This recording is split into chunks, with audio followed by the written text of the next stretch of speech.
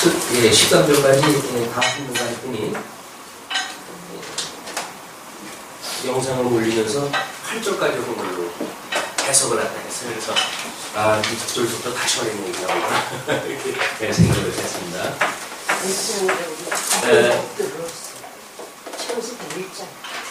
네, 1장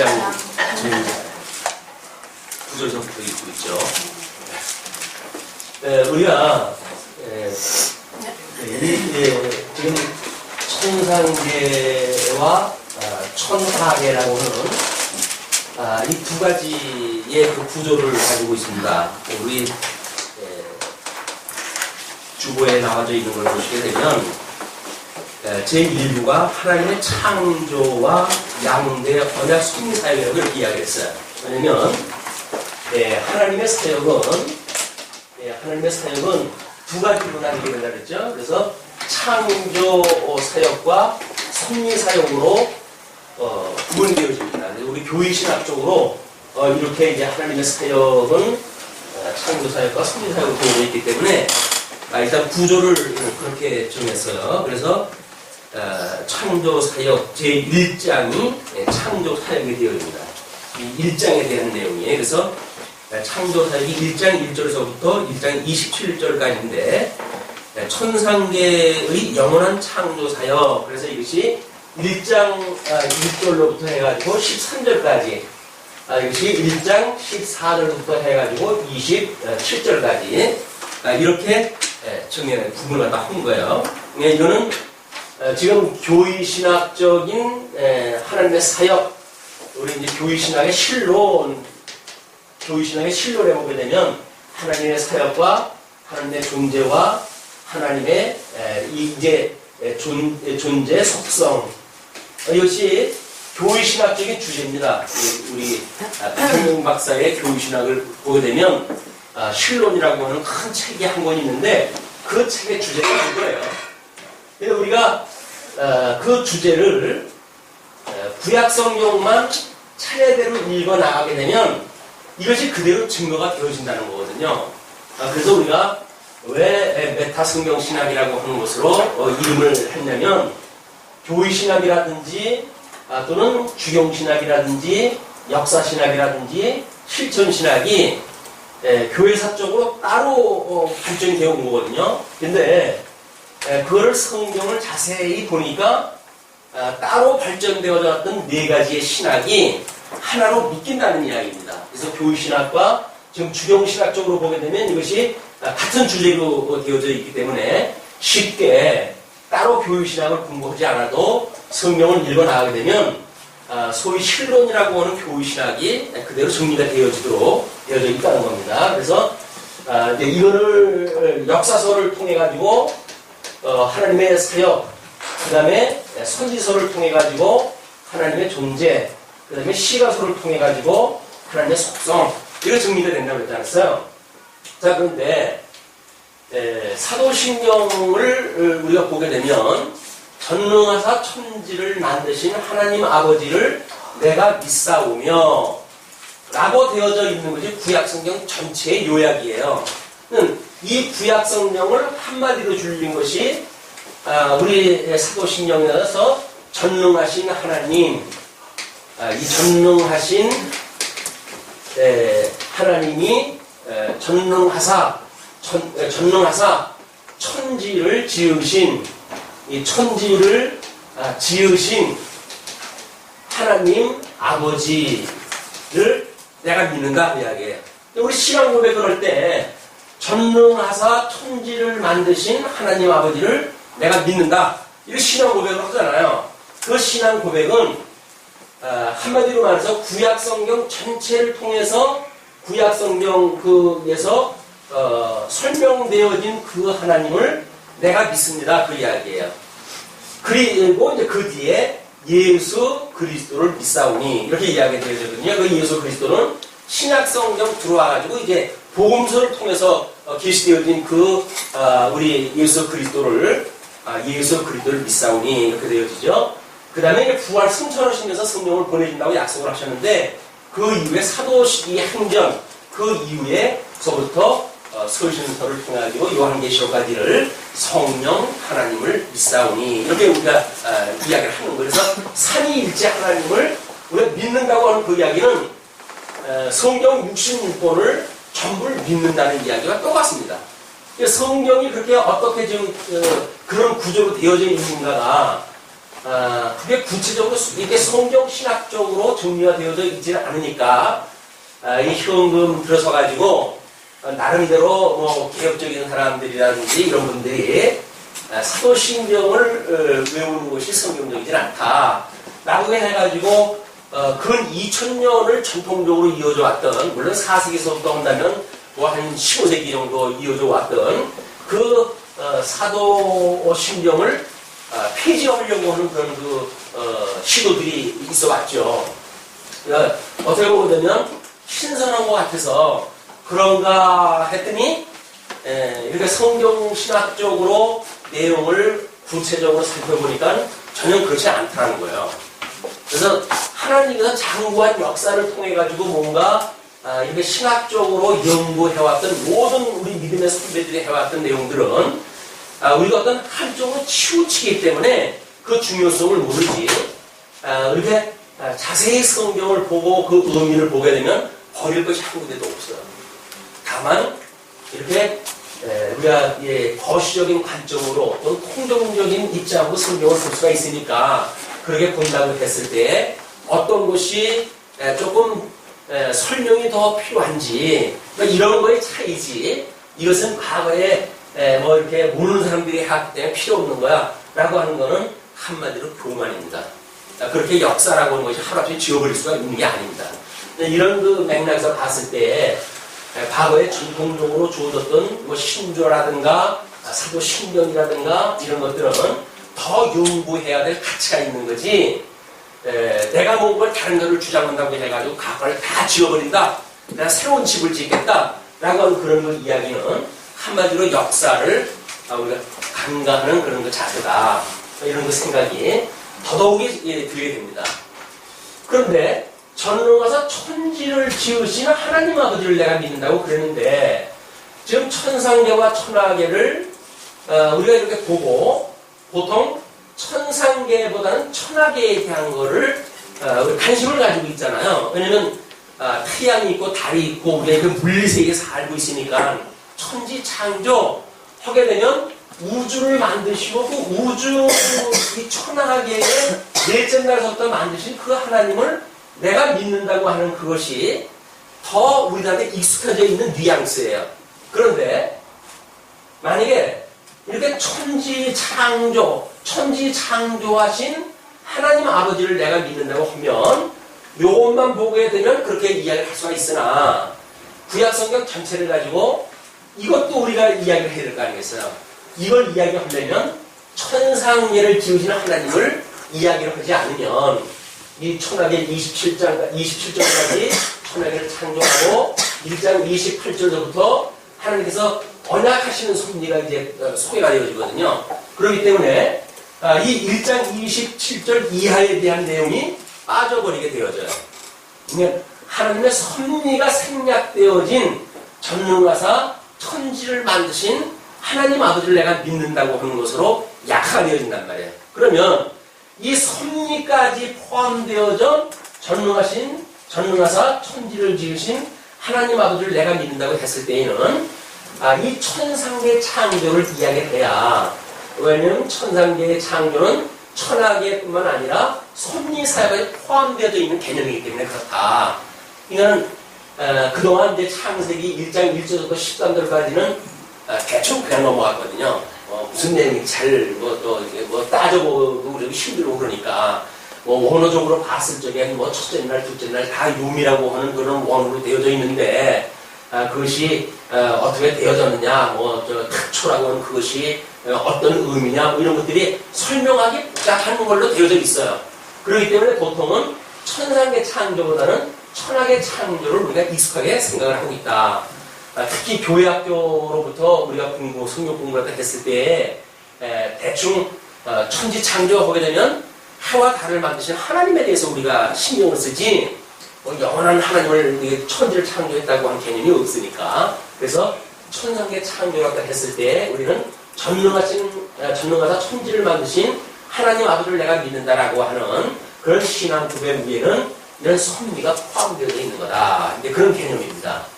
자, 그러면 우리가 이제 하나님의 첫째 날 이렇게 한다고 그랬어요. 첫째 날 하나님께서 천지를 창조했다 했어요.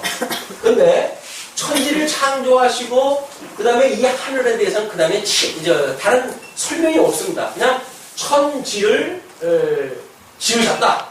그런데 이 땅의 상태가 이제 세 가지로 크게 나눠가서 설명한다 하기를 우리가 천지를 창조했는데 그 땅의 상태가 이 땅이 매우 혼돈하고 공허하며 흑암 위에 흑암의 깊음 위에 이 수면 위에 하나님의 신이 운행하시더라 이렇게 기록이 되어져 있어요. 그러니까 우리가 이거를 천상계라고 하는 개념으로 좀 천지를 지으셨다 이렇게 이야기를 했거든요. 그래서 첫째 날 하나님께서 이 흑암을 빛과 어두움으로 이렇게 나누셨다고 했어요. 그래서 빛이 있으라 하심에 빛이 있었고 이 빛이 있어가지고 빛과 어둠으로 나뉘니 저녁이 되고 아침이 되어지니 첫째 날이더라 이렇게 이제 소명이 되었단 말이에요. 그러면 첫째 날에 여기까지가 첫째 날 하나님께서 창조하신 내용이에요. 그러니까 첫째 날 만들어둔 땅의 상태가 혼돈하고 공허했고 흑암 위에 깊음 위에 있었고 그리고 수면 위에 하나님의 신이 운행을 했단 말이에요. 그래서 이미 이 천지 하나님이 천지를 창조하셨다고 했을 때에 수면 위에 하나님의 신이 성령 하나님이 임재하신 것이 이미 기록이 되어져 있고 빛이 있으라 함에 빛이 있었고 이렇게 이야기를 하는데 이 빛이 물론 흑암의 상태가 하나님께서는 빛과 어둠을 일반으로 여기시는 분이니까 이미 예수 그리스도가 계신 거예요. 예수 그리스도가 계신데 빛이 있어라 해가지고 예수 그리스도의 현현으로 이렇게 드러난 겁니다. 그냥 예수 그리스도 성령 하나님 성부 하나님 삼위일체 하나님이 천지를 지으신 것이 이미 창세기 1장 1절에서도 첫째 날 다 설명이 되어지는 거예요. 삼위 하나님이 천지를 만드신 거예요. 요한복음에 이제 이 빛이 있었고 태초에 빛이 있었고 이 빛을 세상에 왔으나 어둠이 이걸 알아보지 못하더라 라고 하면서 이 빛이 곧 우리 예수님 생명이고 그것이 예수님이라 이렇게 설명을 하잖아요. 그냥 이 빛이라고 하는 그것이 우리가 이제 데살로니가 그 전서 5장을 공부하면서 우리가 빛에 속하였기 때문에 어둠에 있지 아니하고 빛에 속했기 때문에 하나님의 날이 도적같이 우리한테는 오지 않는다. 이렇게 성경 이야기를 했잖아요. 그러니까 우리는 빛 가운데 거한다라고 하는 이 개념이 첫째 날 만들어 놓으신 거지만 이 빛과 어둠이라고 하는 그것은 세상 끝날까지 그냥 함께 영원하신 거예요. 이 천상계라고 하는 그거는 영원하신 하나님의 이 나라는 영원한 하나님의 나라예요. 천지 창조는 영원한 하나님의 이 창조 섭리이기 때문에 이것이 시간과 공간과 형상을 뛰어넘도록 지금 존재하고 있는 거기 때문에 지금 여기에 한시적으로 언제 있고 언제 없고 그러는 게 아니에요. 영원히 함께 있는 거예요. 이거는. 그러니까 지금도 넷째 날 이후 만들어졌을 때에 태양이 만들어진데도 불구하고 이 빛과 어둠이라고 하는 이 개념과 넷째 날 만들어 놓은 해와 달과 그래서 그 낮과 밤을 주관하도록 했던 그 빛과 어둠하고는 또 다른 개념이에요. 차원이 다르다 그 이야기예요. 그러니까 차원이 다른 거를 우리가 이 평면에다가 좀 동시에 표현을 해야 될 거 아니겠어요? 이 평면이라고 하는 것은 2차원인데 이 2차원에다가 지금 넷째 날 만들었던 우주의 세계 그 우주의 세계라고 한다면 무슨 3차원의 세계 아닙니까? 거기에 시간까지 있으니까 4차원의 세계고 우리 물리적인 세계란 말이에요. 그 물리적인 세계를 2차원인 이 지금 팔에다가 설명을 해야 돼요. 그러니까 우주에 대한 거를 설명하는 것도 이 2차원 판에다가 판서에다가 좀 설명하기 어려운데 거기다 빛과 어둠이라고는 또 다른 차원의 걸 설명을 해야 되니까 이 차원은 2중, 3중, 4중, 5중 이렇게 되어질 수밖에 없죠. 이것이 우리 차원에 대한 이야기예요. 우리 유명한 물리학자가 뭐 세계는 우주는 뭐 20몇 차원의 뭐 이걸로 되어져 있다고 그러는데 그것도 모르는 얘기예요. 20몇 차원이 뭡니까? 하나님께서 만드신 세계는 수십 차원, 수백 차원 되어져 있는 거예요. 다만 물리학자가 물리학적으로 접근을 갖다 했을 때 넷째 날 만들어 놓은 이후의 세계를 보니까 뭐 28차원이라든가 뭐 몇 차원인가 잠깐 그렇게 이야기를 했어요. 그냥 그 사람이 봤던 세계는 거의 한계인 거예요. 그거에서 또 이게 셋째 날, 둘째 날, 첫째 날까지 우리 찾아가게 되면 이건 수백 차원으로 되어져 있는 게 하나님의 그 섭리, 이 천지를 지으시는 하나님을 내가 믿는다라고 하는 신앙 고백은 겨우 넷째 날 이후에 만든 우주 공간을 만든 그 하나님을 믿는다고 하는 고백이 아니라 수백 차원에 대한 이 어마어마한 영원한 하나님의 나라를 지으신 그 하나님을 우리가 믿는다는 이야기란 말이에요. 예, 그 하나님을 믿어서야 그 하나님 앞에 우리가 아무 소리 못하고 살아가지. 하나님이 마치 우리들하고 어떤 뭐 신동형으로 해가지고 계시되어진 것들이 많잖아요. 그냥 마치 우리가 하나님이 그냥 착각으로 살고 되어지니까 우리는 하나님의 절대 주권도 무시하고 우리가 스스로 하나님 자리에 올라가려고 자꾸 시도를 하는 겁니다. 근데 이 어마어마한 하나님, 그래서 천지를 지으셨던 이 우주 공간 속에 어디고 계시지 않는 곳이 없는, 또 이 하나님은 전지전능하신, 모든 것들을 만드셨을 뿐만 아니라 이것을 지혜로 만드셨기 때문에 하나님이 모든 의도를 가지고 섭리하시는 그 하나님을 우리가 믿는다는 거니까 우리의 믿음이 보통 믿음이 아닙니다. 그런데 물리적으로 이 공간 속에 사는 것만 우리가 인정을 해도 오늘날 우리가 살아가는 어떤 이 우주 공간 속에 나 존재를 인정하는 것만 해도 대단한 것 같잖아요. 근데 그거는 믿음의 만분의 1, 10만분의 1, 뭐 1억 배분의 1 이거도 안 되는 거예요. 그 믿음이라고 하는 것이 천지를 지으신 이 천상의 영원하신 하나님, 영원한 이 하나님의 이 나라가 임하게 하셨던 그 하나님, 그 하나님을 믿는다는 이야기는 대단한 믿음이다. 그러니까 이제 우리가 주기도 할 때 우리 하늘에 계신 아버지, 천지를 지으신 하나님이에요. 이제 이 영원한 작정을 가지고 계셨던 그 하나님, 하늘에 계신 우리 아버지요, 이름이 거룩히 여김을 받으시고, 그러니까 이 천상계와 천하계라고 하는 이 놀라운 천지 창조의 섭리를 통해 가지고 하나님의 이름이 거룩하게 여기심을 받으시고, 이름, 이것이 거룩히 여기심을 받으시고, 그 다음에 나라가 임하옵시고, 나라가 임하옵시고. 그러면 주님이 가르쳐 주신 기도에 보게 되면 이미 이 이름이 거룩하게 여기심을 받는 것, 나라가 임하시는 것, 이거는 하나님의 뜻이 영원한 이 천상계를 통해 드러나는 거예요. 드러나기 때문에 이 거룩히 드러난다 그 이야기는 첫째 날 어두움과 빛을 나누심으로 심판의 역사입니다. 이게 끝나야 심판의 역사가 드러나는데, 빛과 어둠을 드러내심으로 하나님의 거룩성이 드러나는 거예요. 그래서 악과 선이라고 하는 하나님의 절대 이성적 기능이 이미 여기에서 드러나는 겁니다. 하나님은 선과 악이라고 하는 절대 이성을 가지고 계신 분이라고 했잖아요. 그 절대 이성에 의해 가지고 빛과 어둠이 만들어지는 거예요. 이거는 하나님이 좋아하시는 거고, 이거는 하나님이 싫어하시는 거예요.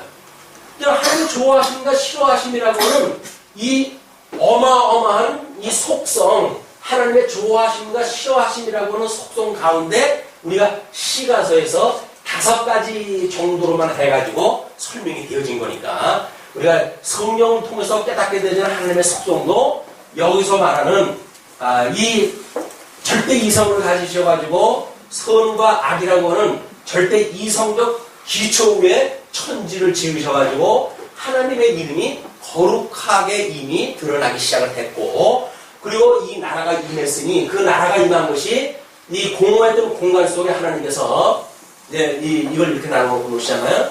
그래서 이걸 궁창이라 이렇게 이야기를 하고, 이게 아랫물, 이걸 윗물, 이렇게 나눠놓았어요. 자, 근데 이걸 성경을 안 읽고 가게 되면 나중에 또 뭐 안 읽었으니까 다시 하라고 그러면 곤란하니까. 읽어나갑니다. 이제 그 여섯째 날 6절이 그거야. 하나님이 가라사대 물 가운데 궁창이 있어 물과 물로 나뉘게 하리라. 이것도 물이고 이것도 물이에요. 물과 물로 나누리라 이렇게 이야기를 했으니까 궁창도 이걸 나눠놨기 때문에 편의상 이걸 윗물이라고 하고 이걸 아랫물이라고 지금 이야기하는 겁니다. 그리고 물과 궁창 위에 물로 나뉘게 하시매 그대로 되니라. 하나님이 궁창을 하늘이라 칭하시니 이렇게 궁창으로 나눠놨는데 이걸 하늘이라고 칭했어요. 이렇게 되어졌으니 이는 둘째 날이니라. 그래서 지금 이제 이 태초라고 하는 시간 세계를 뛰어넘는 태초의 개념 거기에 이게 공간 개념, 시간 개념, 이건 영원한 시간 개념이고 영원한 공간 개념이에요. 왜냐하면 이 빛에 의해 가지고 모든 시간들이 만들어진다고 그러잖아요. 이게 빛에 의해 가지고 이게 속도가 만들어지고 그거에 의해 가지고 시간이라고 하는 것이 측정이 가능해지고 그러는데 그래서 이 흑암에 대한 것을 영원한 시간의 개념이 이미 여기서 내재되어져 있고 영원한 공간 개념이 여기 포함되어져 있는 겁니다. 그렇다고 한다면 여기에 영원하신 형상 개념이 포함되어져 있겠죠. 이렇게 하기 때문에 지금 이 공간 개념으로 드러나는 하나님의 나라가 임해달라라고 했을 때 이것이 윗물과 아랫물과 궁창으로 나뉘어주신 이 공간 개념으로 시작이 되어져요. 그래서 오늘 둘째 날입니다. 둘째 날 이렇게 만드셨어요. 자, 그러면서 셋째 날 넘어갑니다. 9절. 하나님이 가라사대 천하의 물이 한 곳으로 모이고, 그러니까 지금 이 아랫물로 나눠놨던 이 혼돈한 여기에 지금 아랫물과 그 다음에 궁창과 이것이 셋째 날, 둘째 날 만들어 놓은 공간 속에서 어떻게 이 혼돈한 가운데 하나님의 형상을 드러내시는 거에 대한 문제인데, 거기서 이렇게 이야기합니다. 하나님이 천하의 물이 한 곳으로 모이고 묻이 드러나라 하시면 그대로 되니라. 그러니까 이 아랫물을 하나님께서 이 물과 묻으로 드러나게 하셨어요. 이게 셋째 날입니다. 셋째 날. 그러니까 우리가 이 물에서 묻이 드러나게 했다라고 하는 개념이 나중에 노아 홍수 때에 지금도 우리 이제 이 자연과학을 이야기하시는 분들 이런 분들이 지금 지구의 모든 표면으로 봤을 때 높은 산까지 물이 다 차려고 한다면 물이 엄청나게 모자란다 이렇게 이제 이야기를 하거든요. 그러나 하나님의 셋째 날 만들어 놓으시기를 물을 한쪽으로 몰고 묻을 드러나게 하셨어요. 이미 하나님께서 이 아랫물을 만들어 놨을 적에는 이 물이나 묻이나 이것이 섞여져 있을 수 있을 만한 조건이 되어져 있던 거지 전혀 터무니없는 데서 이게 만들어진 건 아니다. 그래서 이제 노아의 홍수도 이때 거를 우리가 잘 살펴봐야 그렇다고 한다면 하나님께서 물에서 묻이 드러나가라고 그러는데 그렇다고 한다면 충분히 이 노아의 홍수 있을 만한 이게 있을 수 있구나 이걸 이제 우리가 감을 잡을 수가 있어요. 일단은 거기까지만 생각 다 하시고 넘어갑니다. 그렇게 하시고는 하나님이 이 묻출 땅이라 칭하시고 이걸 땅이라고 칭했어요. 묻출 땅이라고 칭하시고 그다음에 물을 바다라 칭하셨다 이렇게 이야기를 하죠. 이렇게 하신 뒤에 하나님이 보시니까 좋았대요. 하나님이 좋으신 뜻대로 되어진 겁니다. 그러면서 하나님이 가라사대 땅은 풀과 씨 맺는 채소와 각기 종류대로 씨 가진 열매 맺는 과목을 내라 하시매. 여기서 식물이 하나님의 창조를 갖다 하시게 돼. 셋째 날 식물이 여기 땅에서부터 있게 해라 이렇게 이야기를 하니까 그 씨 맺는 나무를 내니까 하나님이 보시기에 좋아하더라. 저녁이 되며 아침이 되니 이는 셋째 날이니라. 그래서 천상계의 하나님의 이 창조 섭리가 다 끝난 거예요. 근데 이제 과거에 우리가 이 땅에서 지금 식물이 났으니까 이 땅이라고 하는 거는 천하계가 아니야. 우리가 이렇게 볼 수가 있는 거 아니겠어요? 그런데 내재적으로 초월되어진 세계관의 입장에서 보게 되면 여기서 말하는 이 땅은 둘째 날 이야기했던 아랫물에 속한 것이죠. 이건 첫째 날 만들어놨을 적에는 공허하게 되어진 거에서부터 시작되어진 거예요. 그러니까 여기에서부터 식물이 났다고 해가지고 현재 어떤 생물학적인 차원에서 이걸 볼 필요는 없는 겁니다. 그래서 우리가 이제 요한계시록에 보게 되면 생명수가에 이 나무들이 이제 시절을 쫓아가지고 열매를 맺는 것이 있고 이런 것들이 천상의 식물로 해서 소개가 되어져요.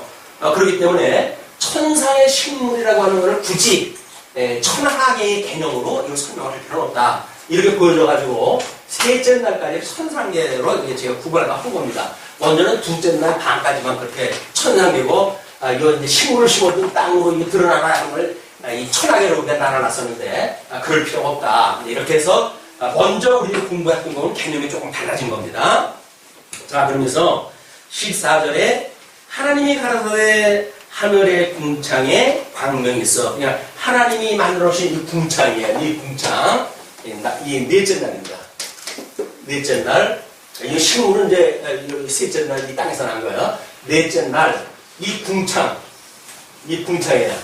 이 궁창이 이제 있었는데 이 궁창에다가 하나님께서 뭐라냐면 광명이 있어가지고 주야로 나뉘게 하라. 또 그 광명으로 하여 징조와 사시와 그 다음에 일자와 연한이 있어라 이렇게 이야기를 했어요. 이 네 가지는 뭔가 이제 하나님께서 특별히 넷째 날 해와 달을 만드시고 나타나게 하시기는 하나님의 섭리겠죠. 이거는 이 빛과 어둠이 저녁이 되고 아침이 되니 이것이 첫째 날이더라 라고 했던 개념하고 여기서 말하는 일자, 연한, 사시, 징조하고는 차원이 다른 개념이에요. 그렇겠죠? 그러니까 여기서 말하는 것이 첫째 날이라고 했다고 해가지고 그럼 이 하루하고 이 하루가 같다.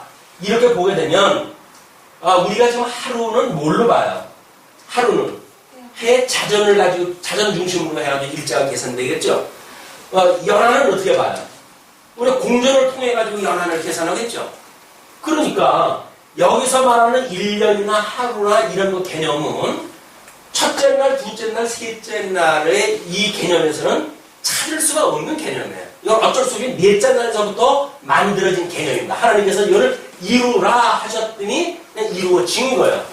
우리 태양으로 징조는 여러 가지 보죠. 만약에 아멜렉하고 모세가 이제 전쟁을 일으켰을 때, 이제 손을 들면 전쟁에서 이기고, 뭐 이제, 지게 되고, 이제 이렇게 되어지는 어떤 그런 기한 전쟁에서 일어나는 상황처럼, 여호수아가 전쟁을 일으켰을 때, 이거를, 시간은 급하고, 시간이 모자라니까, 이걸 시간을 좀 더 줬으면 좋겠습니다, 해가. 그러니까 하나님께서 태양을 뒤로 돌려요. 이 공정과 자전이라고 하는 이 창조 질서 원리를 하나님께서 뒤로 돌려요. 그런데 지금 현재 물리학적인 입장에서 보게 되면 지구가 돌드무시 벼랑을 쓰게 되면 난리가 납니다. 아니, 관성의 법칙이라고 하는 것이 있는데 돌든 지구가 벼랑을 멈춰봐요. 이 지구에 있던 것들이 다 가버리고 말죠. 그러니까 그는 하나님이 모든 걸 붙들고 계시다고 하는 개념이 없으니까 그냥 물리학적인 차원에서만 본 거예요, 이게. 그냥 어떻게 지구가 다시 15도나 뒤로 물러갈 수가 있단 말이냐? 이사야서에서도 이제 그런 비하가 나타나는데, 그게 전부 징조로 드러나는 거예요. 예수님이 십자가에 못 박아 죽임을 당하셨을 때 태양이 다양한 빛을 잃어버리잖아요. 그 징조예요. 이 태양이 어떻게 빛을 잃어요? 그것도 물리학적으로 설명을 하기 위해 가지고 일식이 그때 있었느냐 이렇게 구차한 설명을 하는 거는 하나님의 능력을 믿지 못하니까 어떻든지 이 물리학적인 이 갖춰져 있는 세계관의 이 지식을 가지고 영원한 세계의 개념을 이해하려고 하니까 혼선이 오는 겁니다. 그러나 하나님께서 태양의 빛을 일깨우시게 되면, 아니 하나님이 만들어 놓으신 분이 하나님인데 예수님이 빛으로 오신 분 아니에요. 이분이 십자가에 못 박아 죽었고 지금 음부까지 내려가셨다고 하는 그런 모습을 태양의 빛을 잠시 어둡게 만들어가지고 이걸 보여주셨다고 하는데 그게 뭐가 어려운 이야기냐고요. 너무나 우리 쉬운 이야기 아니에요?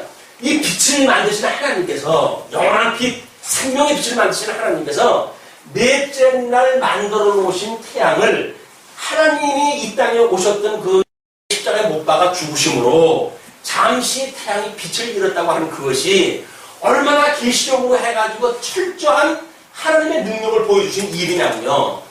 근데 어떻게 멀쩡한 태양이 빛을 잃을 수가 있느냐라고 이야기를 하니까 그는 눈뜬 소경이라 그 이야기예요.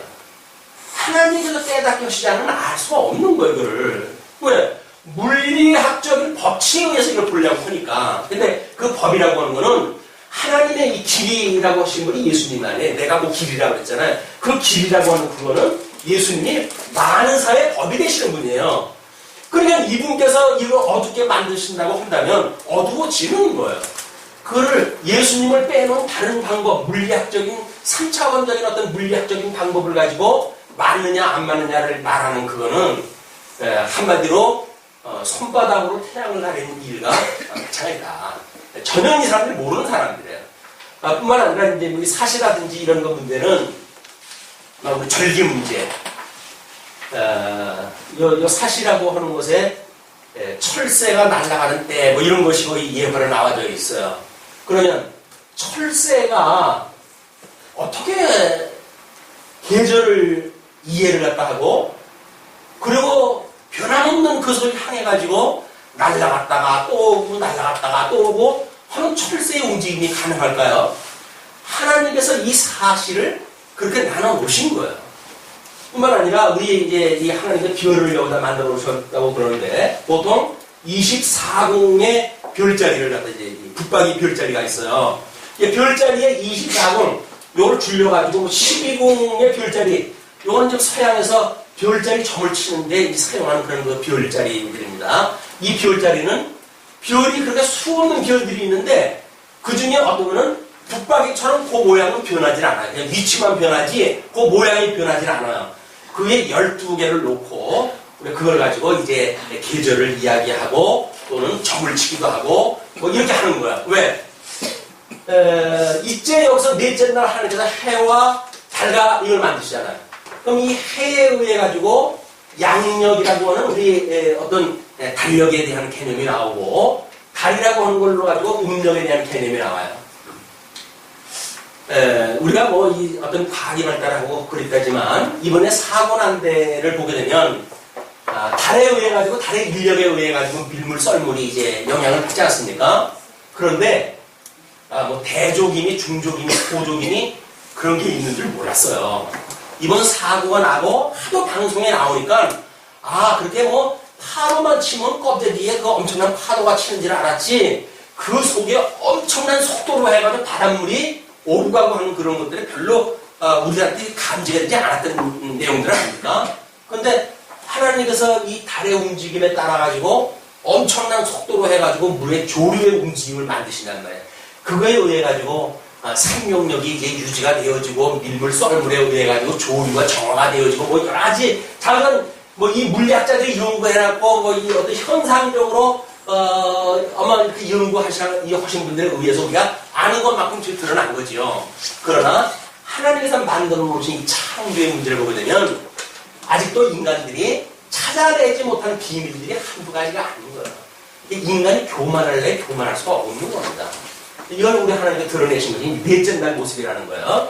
넷째 날 하나님께서 다시 한번 봅니다.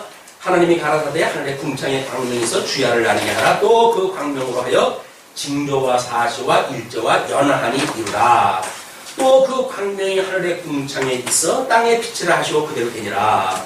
하나님이 두 큰 광명을 만드사 큰 광명으로 낮을 주관하게 하시고, 주관이라고 하는 그것은 지금 무엇인가 영향력을 미치도록 하는 그 주관입니다. 이건 어떤 그 임금 주자에 이 운영하는 관리하는 그 관자예요. 이거는 그렇게 주관을 갖다 하게 하시고 작은 광명으로 밤을 주관하게 하시며 또 별들을 만드시고, 그러니까 하나님께서 지금 주관하게 하셨다는 그 이야기는 뭡니까? 이게 태양에 의해 가지고 만들어지는 우리 수많은 이 빛에 대한 이게 자원이 엄청난 자원들 아닙니까?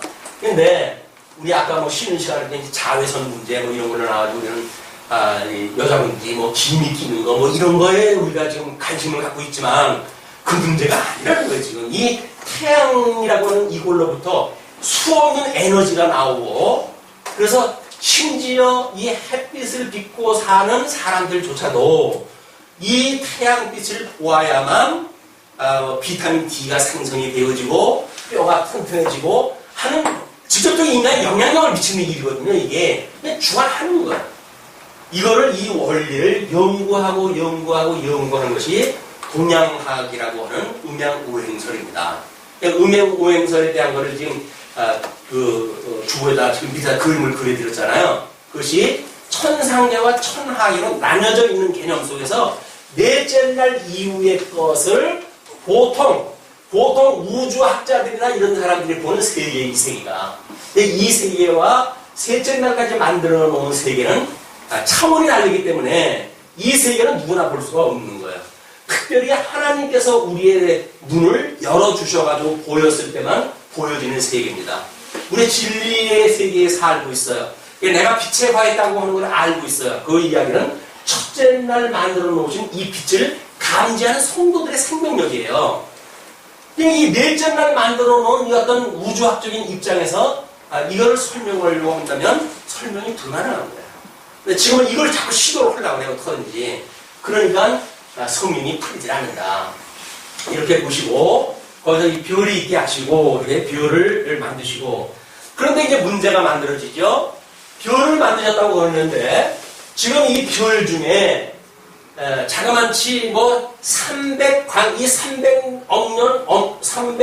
광년, 이 1광년이라고 하면서 빛이 얼마 동안 가는 속도예요? 1년 동안. 그럼 1년까지 소는데 300억 시간을 가야 돼요. 그러니까 이게 1년이라고 한다면 빛이 300억 년을 가가지고 만들어 놓은 빛을 지금 우리가 볼 수 있다는 거거든요. 이게 가능합니까? 그럼 이게 어떻게 된 거냐? 하나님께서 뭐 인간들 만들어 놓고 뭐 이런 걸 보니까 겨우 지금 뭐 사람 만들어 놓고서부터 한 6,000년 정도의 기록밖에는 성경이 나타나지 않고 그러는데 이렇게 해가지고 빅뱅 원리를 이야기할 수밖에 없는 거예요. 무한정으로 뭔가 확장되어지는 천지 창조가 있었던 거지. 하나님이 무슨 천지를 만들었냐? 뭐 옛날 얘기하자는 거냐? 우리 요즘 신화 얘기하자는 거냐? 이렇게 하고 지금 까부거든요, 이 사람들이. 그런데 지금 일부 이제 우리 그 기독교계의 뭐 천지 천지 창조, 이 창조 과학회라든지 이런 데에서 아담을 만들었을 때 하나님께서 몇 살 정도로 만드셨을까요? 아기로 만들었을까요? 성년으로 만들었을까요? 성년으로 만들었으니까 갈비뼈에서 하와를 만들어가지고 연을 맺고 살게 만들었겠죠? 그러니까 하나님께서 인간을 만들어 놓을 때 그 인간 이후에는 우리가 이제 인간론을 이야기할 때 이 창조설을 이야기하는 사람들이 있고 출생설을 이야기하는 사람들이 있고 이렇게 뭐 이제 유출설을 이야기하는 사람들이 있고 여러 가지 그런 이론들이 있어요. 근데 우리는 창조 출생설을 이야기합니다. 왜? 아담은 하나님과 흙으로 빛을 만졌잖아요. 그럼 이 아담은 배꼽이 있겠어요? 없겠어요? 아니, 없어겠죠. 창조가 되었으니까. 그럼 이 창조되어졌고 그 이후에 이게 그 아담과 하와 사이에서 가인과 아벨과 셈과 그 위에 또 많은 이제 뭐 자손들이 나올 수가 있겠죠. 그러면 그렇게 태어난 사람들은 전부 출생된 사람들이에요, 그냥. 그러니까 우리 인간의 영혼이라고 하는 것이 하나님께서 아담을 지으실 적엔 그 코에 생기를 걸어넣어가지고 생명이 되게 했는데 타락이 되었을 때 만들어진 인간들은 어떻게 되어지느냐. 그 문제가 인간론적인 그런 그 아주 중요한 그 기원이 되어지는 거예요. 그래서 이 인간이라고 하는 거는 하나님께서 생기를 불어넣어가지고 생명이 되어졌지만 섬과 악을 알게 된 가인나무 열매를 따먹음으로 해서 영이 죽어버렸잖아요. 이게 죽은 영을 가지고 있는 아담으로부터 출생되어지는 것이 보통 출생되어진 모든 타락인들인 거예요. 우리 아담 안에서 출생되어졌다. 죄 중에 우리가 잉태되어졌고 죄 중에 출생되어졌다고 하는 그 이야기는 그렇기 때문에 그런 겁니다. 이런 기원선을 우리가 가지고 이제 볼 필요가 있는 거죠. 이런 걸 보게 되면 넷째 날 지금 이 만들어놓던 이런 것도 만약에 하나님께 창조되어진 거를 만약에 30살짜리 왜냐면 제사장을 하나님께서 섭리하다 하셨을 때 30세에서도 50세까지 어떤 그 섭리를 하는 걸 보아서 뭐 우리 청춘으로 해가지고 20대 팔팔한 아람을 만들어내서는 더 좋지 않겠느냐 이렇게 생각하실 수 있겠지만 이제 그들이 뭐 애를 낳고 뭐 이런 것들을 보게 되면 그렇게 이른 시기는 아닌 것 같아요. 30세가 된다고 하더라도. 그래서 30세에 성년을 만드셨다고 한다면 이 우주를 만드셨을 때 하나님께서 이거를 빅뱅처럼 어느 날 빵 해가지고 그것이 급작스럽게 팽창했다 해가지고 오늘날까지 우주가 팽창되어진 우주여야만 됩니까? 아닌 거예요. 하나님께서 그냥 이렇게 만들어진 우주를 그냥 넷째 날 만드시면 있는 거예요. 하나님이 만드셨다고 하는 창조론을 거부를 하니까 문제지 하나님께서 넷째 날 그렇게 만드셨다고 그러는데 인간들이 그걸로는 안 된다. 그래가지고 이거를 어디까지 한번 거슬러 올라가 봐야 되겠다. 라고 말하는 그 이야기는 이게 성령 우주, 이 창조라고 하는 그런 이 창조론인데 하나님께서 이렇게 완성되어진 걸로 만들어 놨다고 한다면 그냥 그걸로 만들어지는 거예요. 그걸 인간들이 가지고 있는 생각을 가지고 뭔가 시작이 있으면 그 시작에 어떤 만들어진 자연적인 어떤 시점이 있을 것이다 라고 하는 걸 따라가다가 보니까 아니 이 지금 300억 광년이 떨어져 있는데 새로운 우주가 있고 이런 것이 발견되고 있는데 그렇다고 하면 그러기 때문에 지금 우주가 계속 확장되어진다는 거 아닙니까? 그게 빅뱅 원리라는 거란 말이에요. 그렇지 않다. 하나님께서 지금 만들어 놓으셔야 되면 별을 만드셨다고 그러는데 그럼 이 별을 만드신 그 이후로 별이 바로 보였을까요? 아니면 몇 년씩 있다가 별이 보였을까요? 그냥 바로 보이는 거예요. 만들어 놓은 거를 바로 눈으로 보일 수 있도록 다 만들어 놓으시다니까요. 이게 별을 만드시고 라고 하는 그런 그 이야기는 인간들이 인식할 수 있도록 별빛이 이미 우리 눈에 망막에 도달한 그 시간을 이야기를 하는 거란 말이에요. 근데 그것이 아니라고 그러니까 뭐 빛이 몇억 광년으로 이것이 있어야 되니까 처음에 별을 만들었을 적에 사람들이 별을 못 봤을 거다. 왜? 멀리 떨어진 것이 만들어진 것이 이제 우리 망막까지 들어와야 된다고 생각을 하니까 그것이 창조론을 믿지 않는 사람들의 한계입니다. 자 그러면서 근데 이런 것들이 이제 이런 것들은 과학하고 신학하고 같이는 부분들이 많기 때문에 아마 우리 11장 정도까지 공부를 아까 하든지 아니면 우리 뭐 3장 정도까지 공부를 하다 한지로 창조과학에서 만들었던 어떤 그런 좋은 자료들이 있기 때문에 그걸로 4회 내지 5회 정도를 이제 계획을 다 하고 있어요. 이렇게 보시게 되면 좀 더 이제 그런 그 개념들이 우리가 미처 모르는 그런 개념들을 파악할 수 있으라고 보여집니다. 그러면서 하나님이 그것들을 하늘의 궁창에 두어 땅에 비치게 하시며 주야를 주관하게 하시며 빛과 어둠을 나뉘게 하시니라. 하나님의 보시기에 좋았더라. 저녁이 되며 아침이 되니 이는 넷째 날이라.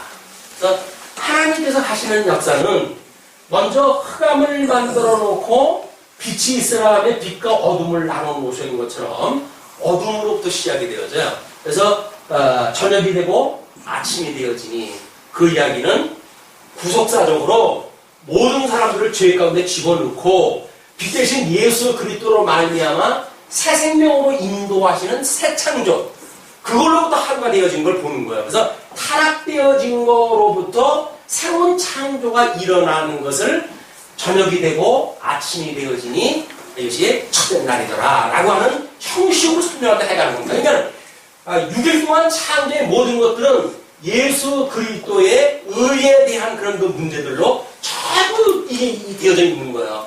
거기에서 예수 그리스도를 만나지 못한다고 한다면 그럼 그냥 과학, 천지, 이 창조론이나 뭐 진화론이나 라고 하는 맥락으로밖에는 이걸 볼 수가 없는 거예요. 네, 그렇게 우리가 지금 어떤 신학의 틀을 넓힐 필요가 있다. 자, 그리고 20절로 넘어가게 되면 하나님이 가라사대 물들은 생물로 번성케 하라. 예, 물들, 그 물은 지금 그 물과 묻을 나눠놨죠.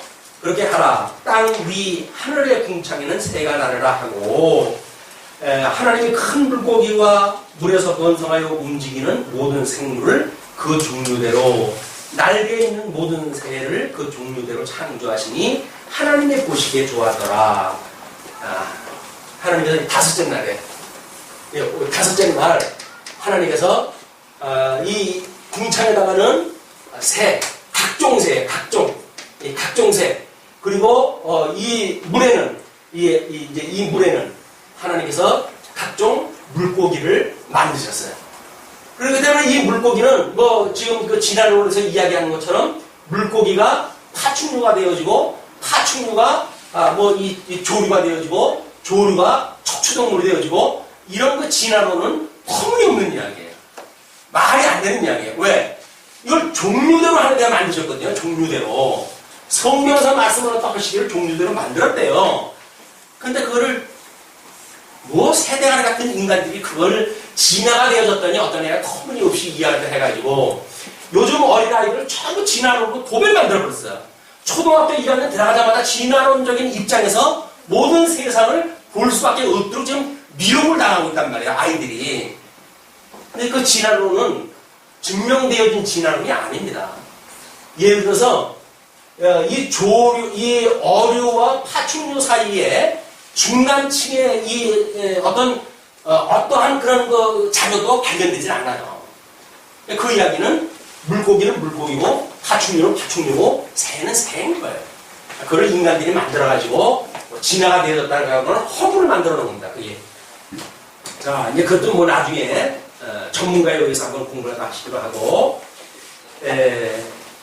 거기에서 그렇게 얘기해요. 22절에 하나님이 그들에게 복을 주어 가라사대 생육하고 번성하여 여러 바다물에 충만하라 새들도 땅에 번성하라 하시니라. 여기서 뭘 주신다고요? 하나님께서 복을 주셔요. 그 복이 일반 은총이란 말이에요. 하나님께서 이 새와 물고기나 모든 피조물들에게 하나님 복을 주시는 이유가 하나님께서 일반 은총으로 이들이 생육 번성하게 하는 모든 조건을 하나님 주셔요. 우리 구역예배의 그 자연 휴양림에 가가지고 그런 얘기를 했는데, 나무들은 있으라 한 자리에 그냥 10년이고 100년이고 그 자리에 있어요. 그래서 일반 은총을 받았던 그 식물들이 하는 하나님 앞에 순종하는 자세인 거예요. 있으라 하면 그냥 거기 있는 거예요. 근데 유독 누구만? 인간만 지가 잘났대. 그래가지고 엄한 짓을 갖다 해대고 하는 거예요. 왜? 선악을 알게 하면 과일나무 열매를 따먹고, 선악을 아는 일에 하나님과 같이 되어져 버렸거든요. 모든 기준이 자기한테 와버린 거예요, 이제. 그래서 내가 옳은 것이 다 옳은 거고 다른 사람은 다 틀린 거예요. 그게 인간의 죄성입니다. 어쩔 수 없는 인간의 죄성에는 철저하게 자기중심적인 거예요. 자기의 기준이에요. 자기보다 틀린 사람은, 다른 사람은 틀린 거예요. 자기만 옳게. 그러니까 다른 사람과 상대적으로 봐야 되는데 그러면 누구 하나는 옳아야 되지 않겠어요? 그냥 힘 있는 자가 자기가 옳다고 주장을 하는 거예요. 그것이 이 세계의 역사, 어둠의 역사입니다. 전쟁의 역사고. 자, 이제 이렇게 되어졌어요. 그 복을 줬어요. 하나님께서 이 새와 물고기, 천국에 새와 물고기가 있나요, 없나요? 일단은 있다고 설명이 안 되어져 있어요. 그렇다고 한다면 이거는 흙으로 만들어 놓은 우리 6일날 여기에서 이제 우리 동물들을 하나가 만들어내시잖아요. 이 무초를 나눠가지고 동물들을 만들어내시는데 이 물 잠깐만요. 아시죠? 어딘 건지는. 그래가지고 바다의 물고기, 그 다음에 여기서 부채, 동물, 그리고 사람을 만드신 거예요. 사람을. 자,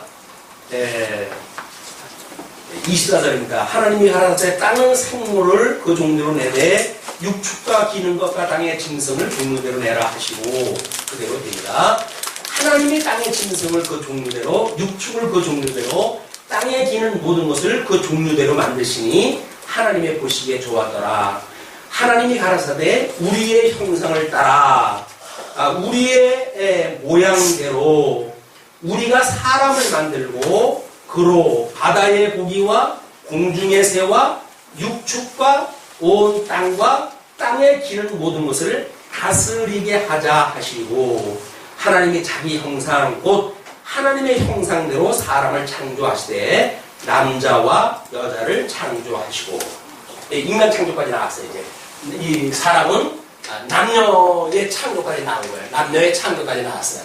이렇게 이것이 특별히 사람은 하나님의 형상을 따라 하나님의 모양대로 지으셨다고 그랬으니까 이 사람이 특별한 피조물인 건 틀림없어요.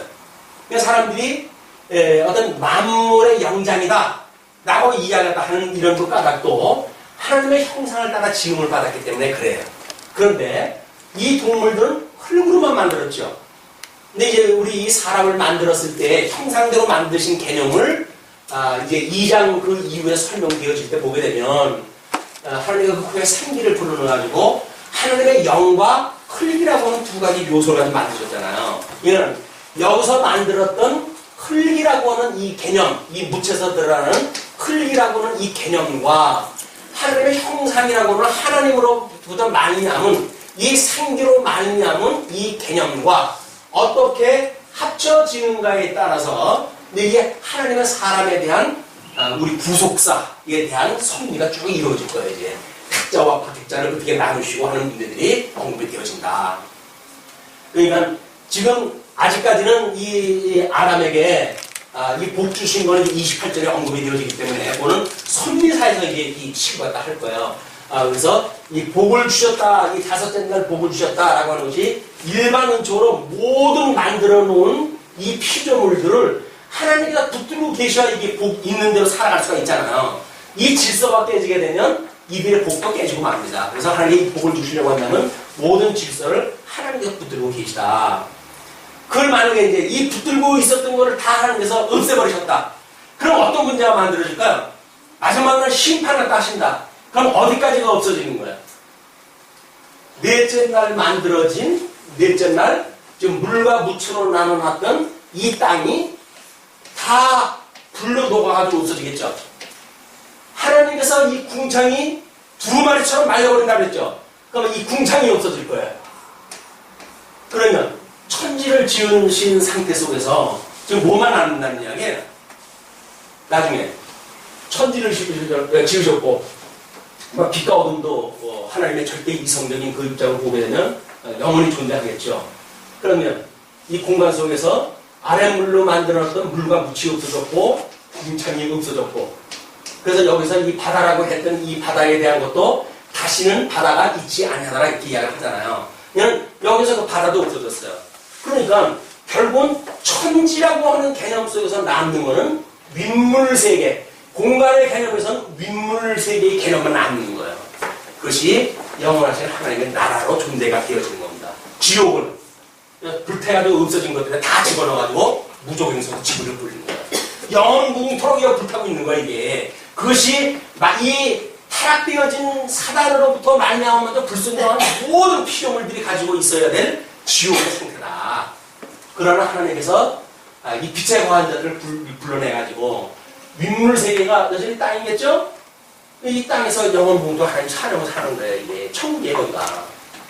이것이 어떤 이런 피조되어진 이 세계가 없어진다고 하는 것이 우리를 겁을 주기 위해서 그런 것이 아니라 하나님께서 첫째 날, 둘째 날, 셋째 날 이런 세계를 만드셨다고 한다면 하나님의 심판하신다고 한다면 없어지는 세계예요. 그렇잖아요? 아니 만드신 분이 없애시겠다고 그러는데 없어지는 거죠. 그래서 이 아랫물의 세계, 이거와 궁창의 세계 이것이 나중에 다 없어지고 이 없어지는 것이 영원히 이 유한불무에 타는 것으로 이게 탈 거 아니겠습니까? 그 타는 곳 안에 불택자들이 여기 들어가서 지옥을 사는 거예요. 물론 그것이 유한불로 탄다고 하는 것이 어떤 물리적인 그런 입장은 아니겠죠. 우리가 영원히 갈증이 났을 때 그런 심각한 어떤 그런 아픔, 영적 고통 이런 걸 느끼는 그런 개념이겠지만 이때 다 없어지는 상태가 이때 지옥의 상태다. 우리가 이거를 지금 이 땅에서 하나님과 구원받은 백성들한테 자꾸 역을 보여줘요. 네가 지금 살아가는 건 쥐욕 열매를 먹고 사는 거야. 네가 사는 건 이 지옥을 맛보고 사는 거야. 이거로부터 빨리 네가 구원받는 것을 사모하고 살아가야지. 하나님의 나라를 소망으로 하고 살아가야지. 이거를 여기가 네가 천년만년 살 거라고 해가지고 너 올인하지 마라. 이게 다 바람같이 흘러가는 거란다. 겨우같이 날아가는 거야. 이건 나중에 다 심판할 거야. 라고 끊임없이 우리한테 메시지를 주시는 거예요. 말씀을 들을 때마다 이게 없어질 것과 영원히 있을 것들, 없어진다고 해가지고 영원히 없어지는 거 아닙니다. 영원히, 이게 사망으로 없어지는 거예요, 영원히. 영원한 사망으로의 이 부활로 이제 만들어진 곳이죠. 이렇게 되어진다. 이런 개념을 가지고 우리가 하나님께서 만들어 놓으신 이 신령한 세계를 우리가 소망으로 이런 여겨주시면서 하나님께서 만들어 놓은 이 세계를 우리가 아까 찬송을 했지만 그냥 찬송이 아니라 전능하사 천지를 만드신 이 하나님을 내가 믿사오니 라고 신앙 고백을 할 때마다 이걸 떠올리시고 우리가 정말 이 하나님을 믿는다고 하는 게 어떤 개념인지 생각해 보았으면 좋겠어요. 네. 기도하시죠.